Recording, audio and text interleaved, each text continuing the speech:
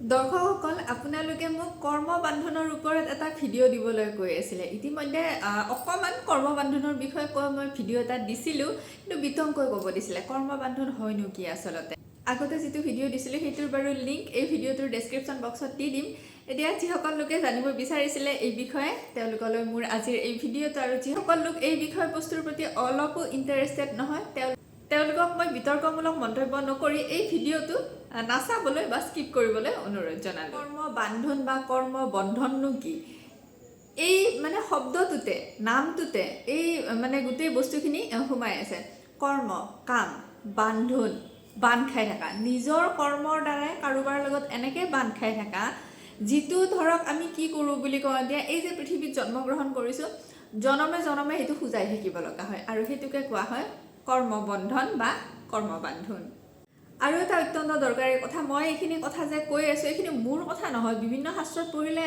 গমে পোৱা যাব গীতাটো লিখা আছে মানে অকল সনাতন ধৰ্ম বুলিয়ে নহয় বেলেগ ধৰ্মৰ শাস্ত্ৰসমূহতো এইবিলাক কথা লিখা আছে এতিয়া তেওঁলোকে শাস্ত্ৰ বুলি কয় নেকি মই নাজানো আমি যিহেতু আমাৰখিনি শাস্ত্ৰ বুলি কওঁ মই শাস্ত্ৰ বুলিয়ে কৈছোঁ যদি ক'ব নালাগে বা কিবা ভুল হৈছে মোক ক্ষমা কৰি দিব বুলি মই আশা ৰাখিলোঁ এইখিনিতে আৰু এটা উল্লেখযোগ্য কথা যেহেতু মই আধ্যাত্মিকতাৰো কিছুমান ভিডিঅ' দিওঁ মই এনেকুৱা কমেণ্টো পাওঁ মেছেজো পাওঁ যে কোনোবাই ধৰক ভগৱানক বহুত মানে বা ভগৱানক বিশ্বাস কৰাৰ পিছতো ইমান ধুনীয়াকৈ পূজা পাঠ কৰাৰ পিছতো জীৱনত কিছুমান অশান্তি বা নহ'বলগীয়া ঘটনা হয় যে মোক বহুতে সোধে যে ভগৱানক ইমান মানুহ তাৰ পিছতো ইমান অশান্তি বা হেৰি কিয় হয় আচলতে কথাটো হৈছে কি কিছুমান লোকে ভাবে এই পৃথিৱীত আহিছে মানে ধৰক সুখ স্বাচ্ছন্দ্য একদম মানে সব আনন্দই হ'ব লাগে জীৱনটো আচল কথাটো তেনেকুৱা নহয় কিন্তু আমি যে এই পৃথিৱীখনত আহোঁ আচলতে আমি কিবা নহয় কিবা কৰ্মৰ দ্বাৰা কাৰোবাৰ লগত বান্ধ খাই থাকোঁ আৰু সেই কৰ্ম বান্ধন বুজাবৰ কাৰণে এই পৃথিৱীত আহিব লগা হয় আৰু সেইকাৰণে কোৱা হয় যে মোক্ষ প্ৰাপ্তি হ'লে মানে সকলোতকৈ ভাল মোক্ষ প্ৰাপ্তি মানে এই পৃথিৱীখনত আৰু এই জন্ম মৃত্যুৰ খেলাখন আৰু ভোগ কৰিবলগীয়া নহয় সেইটোকে কোৱা হয় মোক্ষ প্ৰাপ্তি বুলি কোৱা হয় আৰু আমি চকুৰে এইখন পৃথিৱী দেখি আছোঁ হয় এইখনে বহুত ভাল লাগে দিয়কচোন বহুতৰে মানে কেনেকুৱা হয় চব আছে এইখন পৃথিৱীতে চব আছে কিন্তু নহয় আমি এইখনহে দেখি আছোঁ কিন্তু কি বুলি কওঁ এতিয়া চকুৰে নেদেখাও আছে কিছুমান বস্তু সেইবিলাকৰ সুখ স্বাচ্ছন্দ্য বেলেগ ধৰণৰ মানে সেইখন পৃথিৱী বহুত বেলেগ গতিকে আমি যিখন পৃথিৱী দেখি আছোঁ এইখনে প্ৰকৃত পৃথিৱী নহয় আচলতে এতিয়া কৰ্মবান্ধনৰ মই কেইটামান উদাহৰণ দিব গৈছোঁ চাব কোনোবাই যদি কাৰোবাক এইটো জীৱনত বহুত বেছি টকা পইচাৰে ঠগাইছে বা কিবা অন্য কথাত ঠগাইছে মাটি বাৰীৰ ক্ষেত্ৰত ঠগাইছে তেতিয়া মানে কি হয় অইন এটা জন্মত ঠগুৱাজনে ঠগ খাব লাগিব সেই মানুহজনৰ পৰা এইবিলাক হৈছে কৰ্মবান্ধন ঠগ খোৱা বা ঠগুৱা নিজৰ সেই কৰ্মটোৰ দ্বাৰা কাৰোবাৰ লগত বান্ধ খালে নে বেয়াকৈ বান্ধ খালে নে সেইটোৱে হৈছে কৰ্মবান্ধন কোনোবাই ধৰক আজিকালিতো এইবিলাক মানে বহুত বেছি হয় আৰু আকাশিক ৰিডিং অৱশ্যে মই প্ৰফেশ্যনেলি নকৰোঁ মোৰ আকাশিকৰ যোন গুৰু হয় পৰিণীতা বা তেওঁক কেতিয়াবা কিবা হেল্প লাগিলে মই কৰি দিওঁ তেওঁ ছেশ্যন ল'লে তেওঁক যদি হঠাৎ কেতিয়াবা হেল্প লাগে মই কৰি দিওঁ কিন্তু মই নিজে প্ৰফেশ্যনেলি এতিয়ালৈকে ষ্টাৰ্ট কৰা নাই আকাশিক ৰিডিং ভৱিষ্যতে কেতিয়াবা কৰোঁ যদিও মই নাজানো ক'ব নোৱাৰোঁ থিৰাংকৈ সেই আকাশিক ৰিডিং কৰিলেও কেতিয়াবা আমি দেখোঁ নহয় এবাৰ মই সেনেকৈ কৰোঁতে দেখিছিলোঁ মানে কি হয় কোনোবা এগৰাকী ছোৱালীয়ে মানে কোনোবা এটা জন্মত তেওঁ ভাত আহাৰক খোৱা খাদ্যক খুব বেছি অৱমাননা কৰিছিলে সন্মুখত ভাত থাকিলেও নাখায় তাৰপিছত কি হৈছিলে তেওঁ এইটো জন্মত আচৰিতভাৱে তেওঁ ভাত খাব নোৱাৰে ভাত খালে বমি হৈ যায় তেনেকুৱা বহুত ডাক্তৰক দেখাইছে তাৰপিছত সেনেকৈ ধৰক কিবা কিবি কৰা গ'ল আৰু কথাটো তেনেকুৱা হ'ল ইমান বিতংকৈ ক'ব নোৱাৰোঁ পাৰ্চনেল কথা হয় সেইবোৰ আৰু এইটো মানে কি আজিকালিতো বহুত হয় অবৈধ সম্পৰ্কবিলাক ধৰক পত্নী বা স্বামী থকাৰ পিছতে আৰু বেলেগৰ লগত সম্পৰ্ক এইটোতো বহুত বেয়া কৰ্মবান্ধন প্ৰতিটো জনমত খুজাব লগা হয় আনকি বহুতে জানি আচৰিত হ'ব পৰচৰ্চা এই যে বেলেগৰ কথা বেলেগৰ আগত লগোৱা এইবিলাকো বহুত ডাঙৰ ডাঙৰ একোটা কৰ্মবান্ধন এতিয়া মই কিমান কৰ্মবান্ধনৰ উদাহৰণ দিম আপোনালোকে ধৰক এতিয়া বুজিব পাৰিছে ন মানে কি হয় যেতিয়া বেয়া কাম এটা কৰা যায় সেইটো এটা আমাৰ কৰ্মবান্ধনৰ সৃষ্টি কৰে এতিয়া এইখন পৃথিৱীত আহি আমি যদি কিবা দুখ ভোগ কৰিছোঁ সেইটো আমাৰ নিজৰ কৰ্ম এই পৃথিৱীখনত আহি যদি কিবা সুখো ভোগ কৰিছোঁ সেইটো আমাৰ কৰ্ম কাৰণ কিয় বেয়া কৰ্ম কৰাৰ লগতে জানিয়ে হওক বা অজানিয়ে হওক ভাল কৰ্মটো কৰা যায় ন আমাৰ মানুহৰ দ্বাৰা সেই গতিকে মানে কি হয় আমাৰ জীৱনটো সুখৰ হ'ব দুখৰ হ'ব নে কি হ'ব সম্পূৰ্ণ আমাৰ হাতত আগৰ জন্মত কি কৰিছিলোঁ নাজানো বাৰু, কিন্তু এইটো জন্মত যদি আমি কৰ্মবান্ধন শব্দটো শুনিছোঁ, তাৰ অৰ্থটো বুজিব পাৰিছোঁ, এটলিষ্ট আমাৰ এইখিনিতো মনত আহিছে ন, এইটো নকৰোঁ দে, এইটো বেয়া দে, এনেকুৱা এটা মনত ভাৱ আহিছে ন, তাৰ মানে যথেষ্ট ভাল, নিজৰ কাৰণে যথেষ্ট ভাল।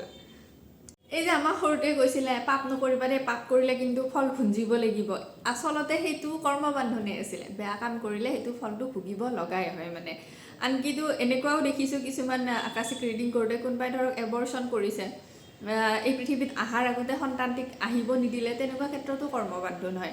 পিছত ধৰক কোনোবা এটা জন্মত মাক হ'ব বিচাৰি আছে, মাক হ'ব পৰা নাই, তেনেকুৱা ধৰণৰো হয় মানে। এতিয়া চাওক কথাটো, যদি এই পৃথিৱীখনত সুখ দুখ সকলো আমি নিজৰ কৰ্মৰ কাৰণে ভোগ কৰি আছোঁ, এতিয়া ভগৱানক কোনোবাই গালি দি থাকিলে হ'বনে? হয়, মই এনেকুৱা মানুহ পাইছোঁ, দেখিছোঁ, মই নিজ চকুৰে দেখা পাইছোঁ, ভগৱানক গালি দিয়ে। এনেকৈ কয় যে ভগৱানক মানাৰ পিছতো ইমান দুখ, ভগৱান নাই, অমুক নাই, এনেকৈ কয়। হাৰে, ভগৱানে খুজিছে নেকি ধূপ দিয়ক, চাকি দিয়ক, কিবা খুজিছে নেকি? ভগৱানেতো সেইবিলাক বিচাৰে নাই। ভগৱানে ঈশ্বৰে আমাৰ ভাল কৰ্মটোহে বিচাৰে। এতিয়া কোনোবা মানুহৰ ইচ্ছা গৈছে, তেওঁ ইচ্ছা ভগৱানক ধূপ ধূনা প্ৰসাদ ইত্যাদি সকলো দিছে, এইফালে বোলে নিজে কৰ্মবান্ধনত বান্ধ খাই আছে, তাৰপিছত ভগৱানক গালি পাৰি থাকিলে কেনেকৈ হ'ব? চাওকচোন কিমান গভীৰ কথা এটা, নিজৰ দোষৰ কাৰণে ভগৱানক গালি পাৰি আছে, এইটোতো বহুত বেয়া কথা। সেইকাৰণে এটা কথা, মানুহ আধ্যাত্মিক হ'ব লাগে। আধ্যাত্মিক হ'ব লাগে মানে মই এইটো কথা কোৱা নাই দিন ৰাতি মন্দিৰত থাকি ধূপ চাকি দি থাকিব লাগিব। আধ্যাত্মিক হোৱাৰ অৰ্থ এইটো কৈছোঁ, মনেৰে কোনোবা ঈশ্বৰক বা কোনোবা শক্তিক, যোনে নহওক, কোনোবাই আল্লাহ বুলি মানে, কোনোবাই যীশুখ্ৰীষ্ট বুলি মানে, কোনোবাই আমাৰ সনাতন ধৰ্মৰে যাকে মানে, মনেৰে সেই ইষ্টজনৰ ওচৰত সমৰ্পিত মনেৰে, মন্দিৰত যাব পৰা নাই যদিও কেতিয়াবা তুমি আছা দিয়া মোৰ লগত।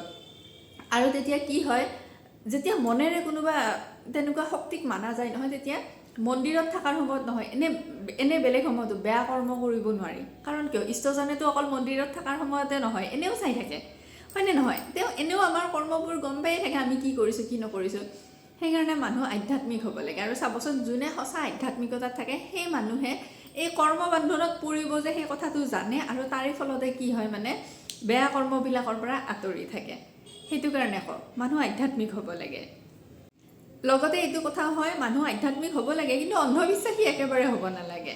আৰু কোনোবা মানুহ মন্দিৰত নগৈও আধ্যাত্মিক হ'ব পাৰে। কাৰণ কিয়, আৰু এটা ভিডিঅ'ত কৈছিলোঁ, মানসিক পূজা সকলোতকৈ উৎকৃষ্ট পূজা। গুৰু দীক্ষা ল'লেও মানসিক পূজাৰ কথা কয়। আমি মনেৰে যাক পূজা কৰোঁ, মনেৰে পূজা কৰিব পাৰোঁ। একো দিব পৰা নাই, য'ত আছোঁ ততে বহি মনেৰেও পূজা কৰিব পাৰোঁ।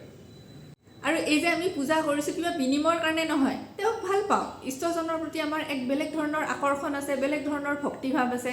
গতিকে আমি তেওঁক ভাল পাওঁ কাৰণে ফুল দিছোঁ, ধূপ দিছোঁ, চাকি দিছোঁ, কিবা পাবৰ কাৰণে নহয়। কিন্তু আচল কথাবিলাক হৈছে এনেকুৱা আহে, যদি জীৱনত ধৰক বহুত বেছি কঠিন পৰিস্থিতিৰ সন্মুখীন হ'ব লগা হৈছে, বা তেনেকুৱা কিবা হ'ব লগা হৈছে, ঈশ্বৰৰ ওচৰত সদায় এনেকৈ ক'ব লাগে যে হয়তো কিবা কৰ্মবান্ধনৰ কাৰণে সেইখিনি ফল ভুগিব লগা হৈছে, গতিকে ঈশ্বৰৰ ওচৰতে ক'ব লাগে, নিজৰ ইষ্টজনৰ ওচৰতে ক'ব লাগে যে কিবা ভুল কৰিছিলোঁ চাগে কোনোবাটো জন্মত, সেইকাৰণে এইখিনি পাব লগা হৈছে, মই মোৰ ভুলৰ কাৰণে দুখিত, মই মোৰ ভুলটো মানি লৈছোঁ তোমাৰ ওচৰত, অজানিতে কি বা ভুল কৰিছিলোঁ মানি লৈছোঁ সেইখিনি, গতিকে তুমি চাবা আৰু ইষ্ট, মোৰ যদি কৰ্মবান্ধনখিনি কাটিব লগা আছে কাটি দিয়া, এইটো জন্মতে কাটি দিয়া, লগা হ'লে দুখ কষ্ট ভোগ কৰিম, কিন্তু আৰু এই জন্ম মৰণৰ খেলাখন নালাগে, মুখ্য প্ৰাপ্তি লাগে। আৰু কেতিয়াবা যদি কিবা ভাল কৰ্ম হয় মানে আমাৰ দ্বাৰা, সেইটোতো বহুত ভাল কথা, সৰু হ'লেও কিবা যদি ভাল কৰ্ম হয়, নিজৰ ইষ্টজনৰ আগতে ক'ব লাগে যে ভাল কৰ্ম এটা হৈছে মোৰ দ্বাৰা, তুমিয়ে কৰাইছা মোৰ দ্বাৰা, গতিকে এই ভাল কৰ্মৰ দ্বাৰা যাতে মোৰ যদি কিবা মানে কৰ্মবান্ধন আছিল, বেয়া কৰ্মবান্ধন আছিল, সেইখিনি যাতে নোহোৱা হৈ যায়। এনেকৈ আচলতে আমি ঈশ্বৰৰ ওচৰত প্ৰাৰ্থনা কৰাটো ভাল। শাস্ত্ৰসন্মতেও কথাবোৰ আচলতে এনেকুৱাই মানে। আৰু এটা অপ্ৰিয় সত্য কথা, জীৱনত সুখ সমৃদ্ধি পাবলৈ যিমান বেছি শ্বৰ্টকাটবিলাক অৱলম্বন কৰা হয়, যে এইটো কৰোঁ নাম নকওঁ মই, বিতৰ্ক হৈ যাব পাৰে, এইটো কৰোঁ সেইটো কৰোঁ এইটো কৰোঁ, এইবিলাকে আৰু বেছি বেছিকৈ কৰ্মবান্ধনবোৰ সৃষ্টিহে কৰে, বেয়া কৰ্মবান্ধনবোৰ। মানে কি বুলি কওঁ, নিজৰ ভুলটো শুধৰণি কৰিব বা নিজৰ ফলটোৰ ভোগ কৰিবৰ এই পৃথিৱীত আহিছোঁ, আৰু সেইটোৰে পৰা যদি পলাই থাকোঁ কেনেকৈ হ'ব মানে। হয়, কেতিয়াবা জীৱনত খুব বেছি কঠিন পৰিস্থিতিৰ সন্মুখীন হোৱা যায়, কি হ'ব কি নহ'ব এনেকুৱা হয়, বহুতৰ ক্ষেত্ৰতে হয়। তেতিয়াও সমৰ্পিতভাৱেৰে, অতি বিশ্বাসেৰে নিজৰ ইষ্টজনৰ ওচৰত যেতিয়া কিবা এটা কথা কোৱা হয় নহয়, এইবিলাক কিন্তু একদম সঁচা কথা দিয়ক, দেখা গৈছে সঁচাকৈ নোহোৱা হৈ যায়। আৰু কথাবোৰ তেনেকুৱাই হ'ব লাগে, মানে কি বুলি কওঁ, হিংসা অমুকে অমুক কৰিছে মোৰ কিয় এইটো নাই, এইবিলাক যে বহুত বেয়া কথা। কাৰোবাৰ কিবা আছে ভাল কথা, কিন্তু আমাৰ সকলোৰে ওচৰত আমি সুখী হ'ব পৰাকৈ জীৱনটোততো বহুত কিবা কিবি থাকে নহয়, হয়নে নহয়? প্ৰতিটো মুহূৰ্ততে প্ৰতিটো ক্ষণতে যি ব্যক্তিয়ে সুখী হ'ব পৰা কৌশলটো শিকি লৈছে নহয়, তেওঁৱে কিন্তু এই পৃথিৱীত আটাইতকৈ সুখী ব্যক্তি বুলি ভাবোঁ মই, আৰু মই নিজেও অনুভৱ কৰি দিয়কচোন কথাটো। এতিয়া কৰ্মবান্ধনৰ পৰা বাচি থকাৰ উপায়টো কি? এই ক্ষেত্ৰত আৰু আধ্যাত্মিকতাৰ কথাটো ক'ব লাগিব। মই কেইদিনমান আগতে ৰিল এটাও দিছিলোঁ। আধ্যাত্মিকতাত থকা ব্যক্তিৰ মানে এই নাথাকিবলগীয়া মিছা সম্পৰ্কবিলাক নোহোৱা হৈ যায়। কিয় হয়? কাৰণ কিয় ইষ্টজনে সেই ব্যক্তিজনক কৰ্মবান্ধনৰ পৰা নোহোৱা কৰিব বিচাৰিছে। কাৰণ কিয় আমাৰ জীৱনত যিমান মিছা সম্পৰ্ক থাকিব, এনেই আৰু মুখত ভাল পেটেৰে ভাল নহয়, যিমান তেনেকুৱা সম্পৰ্ক থাকিব, আমি সিমানে কৰ্মবান্ধনত বাৰু সোমাই গৈ নাথাকিম নে? গতিকে তেনেকুৱা সম্পৰ্ক থকাতকৈ নাথাকাও ভাল। প্ৰকৃত সম্পৰ্ক এটা দুটাই থাকক আমাৰ লগত, সেয়াই সকলোতকৈ ভাল। আৰু যেতিয়া ব্যক্তি এগৰাকীয়ে ধৰক অকলেও সুখী হ'ব পাৰে, মানে মই এনেকৈ কোৱা নাই যে চব সম্পৰ্ক এৰি দিছে, তেনেকুৱা নহয়, মানে নিজে নিজৰ লগত সুখী হৈ থাকিব পাৰে। আৰু কোনোবা এটা সঁচা সম্পৰ্ক হৈছে, আহা ময়ো সুখী তুমিও সুখী, আহা আমি চব সুখী, সেইটোৰ কথা কৈছোঁ। তেনেকুৱা ব্যক্তি কিন্তু মানসিকভাৱে বহুত বেছি শক্তিশালী হয়।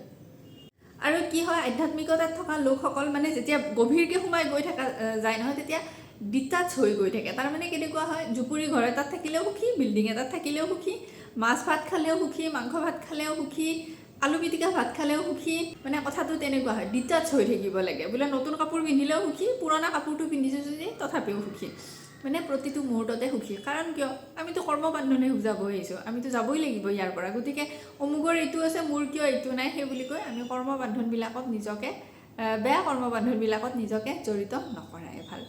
গতিকে মই চেষ্টা কৰিলোঁ যিমানখিনি পাৰিলোঁ আপোনালোকক বুজাই গ'লোঁ। এতিয়া যদি আপোনালোকে আৰু জানিব বিচাৰে এই বিষয়ে নিশ্চয় কমেণ্ট কৰিব, মই বাৰু এই বিষয়ে বিতংকৈ ভিডিঅ' দিবলৈ চেষ্টা কৰিম।